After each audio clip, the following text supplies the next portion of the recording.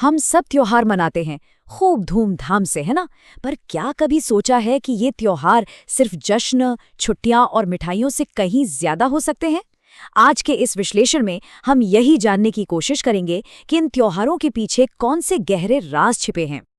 चलिए एक अलग नजरिए से सोचते हैं।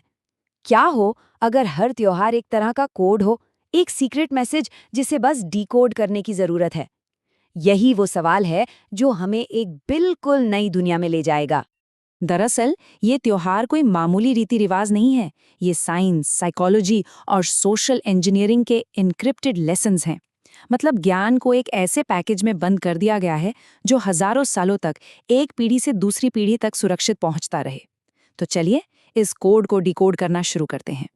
कोड की सबसे पहली परत हमें जोड़ती है कुदरत से। इसे कहते हैं ब्रह्मांडीय घड़ी। हमारे त्योहार असल में हमें सूरज, चांद और बदलते मौसमों की लय के साथ सिंक करना, मतलब तालमेल बिठाना सिखाते हैं। अब इसका सबसे बेहतरीन एग्जाम्पल है नवरात्रि। हम सब जानते हैं कि यह देवी के 9 रूपों का त्योहार है, सही है? लेकिन इसके पीछे एक जबरदस्त साइंटिफिक लॉजिक भी है। नवरात्रि साल के ठीक उन 2 पॉइंट पर आती है जब मौसम बदलता है और हमारी बॉडी की इम्यूनिटी यानी बीमारियों से लड़ने की ताकत सबसे कमजोर होती है।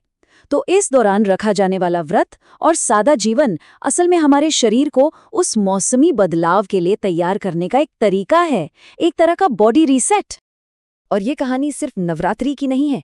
मकर संक्रांति और पोंगल हमें बताते हैं कि अब दिन लंबे होने वाले हैं, मतलब ज्यादा रोशनी, ज्यादा एनर्जी। बैसाखी सीधे सीधे फसल कटाई से जुड़ी है।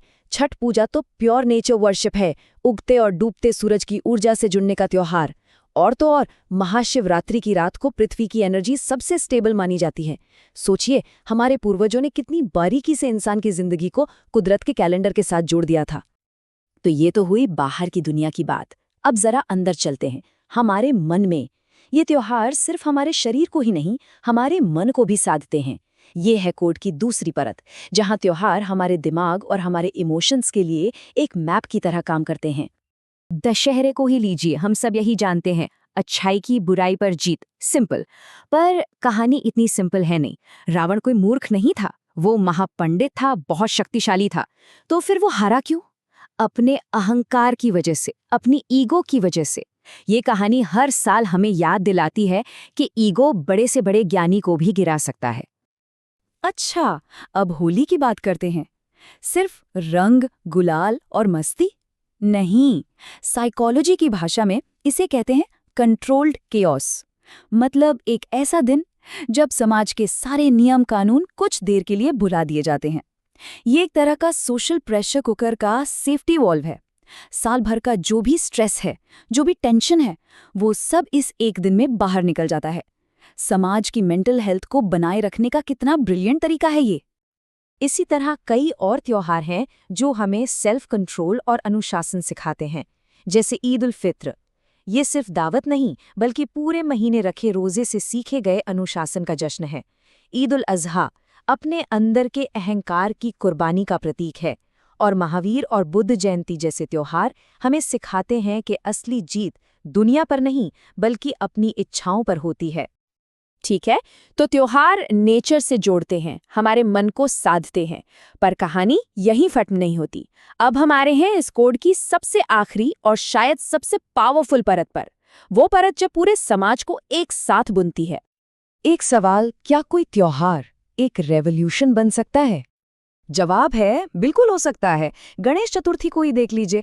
1890 से पहले ये सिर्फ घरों में मनाया जाने वाला त्योहार था, एक प्राइवेट अफेयर। फिर आए बाल गंगाधर तिलक, उन्होंने इसे घर से निकालकर सड़कों पर ला दिया, एक पब्लिक फेस्टिवल बना दिया। और क्यों? क्योंकि आज़ादी की लड़ाई के दौरान अंग्रेजों के राज में लोगों को एकजुट करने का, अपनी बात कहने का ये एक सेफ तरीका था। धर्म की आड़ में क्रांति की तैयारी। ये एक परफेक्ट एग्जाम्पल है कि कैसे एक त्योहार सामाजिक और राजनीतिक बदलाव का जरिया बन सकता है। और ये त्योहार सिर्फ लोगों को इकट्ठा ही नहीं करते, ये समाज में बराबरी भी लाते हैं जानबूझकर। जैसे रथ यात्रा में भगवान खुद मंदिर से बाहर आते हैं, सबके लिए, कोई ऊंचा नीचा नहीं। गुरु नानक जयंती पर लंगर, ये सिर्फ खाना नहीं, एक सोशल रेवोल्यूशन है।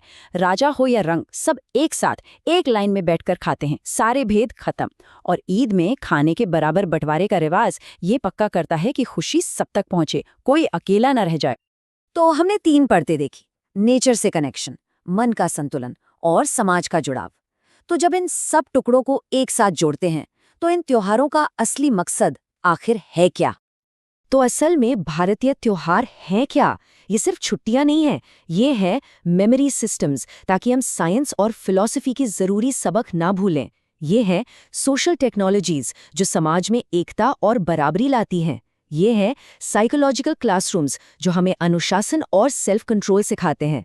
ये है साइंटिफिक ऑब्जर्वेशंस जो हमें नेचर के साथ सिंक में रखते हैं। और सबसे बढ़कर ये है फिलॉसफिकल कोड्स जो हर साल हमें हमारी जिम्मेदारियों की याद दिलाते हैं।